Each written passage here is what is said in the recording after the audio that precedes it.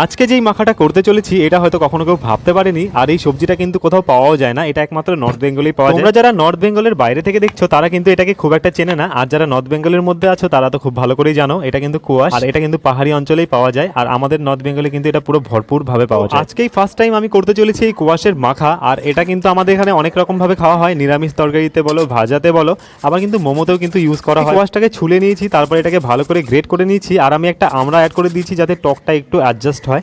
তারপর এখানে ভালো করে গ্রেট করা হয়ে গেলে কুয়াশে কিন্তু জলটাকে নিংড়ে ফেলে দিতে হবে, নয়তো একটা কষ্ট কষ্ট ভাব থাকবে। বেশ খানিকটা ভাজা মশলা, চাট মশলা, লবণ দিয়ে অনেকটা পরিমাণ মিক্সড আচার দিয়ে সেটাকে মাখিয়ে নেব। আর শুকনো লঙ্কা পুড়িয়ে নিয়েছিলাম সেটাও দিয়ে দিব, আর এখানে ধনেপাতা দিয়েছিলাম সেটাও দিয়ে দিব। দেওয়ার পর এটাকে ভালো করে মেখে নিতে হবে। তেঁতুল দিয়ে মাখলে আরও বেশি ভালো হতো, কিন্তু আমি তেঁতুল আজকে ইউজ করিনি, তো এইভাবেই করে নিয়েছি। আর এটা কিন্তু দারুণ খেতে হয়েছিল, মানে কেউ ধরতে পারেনি যে এটা কুয়াশের মাখা ছিল। আমি যাদেরকে খাইয়েছিলাম তারা কেউই বলতে পারেনি। আমাদের এই নতুন মাখার রেসিপিটা কেমন লাগলো সেটা কমেন্টে জানিও, আর ভালো লাগলে লাইক, শেয়ার, সাবস্ক্রাইব, ফলো করো।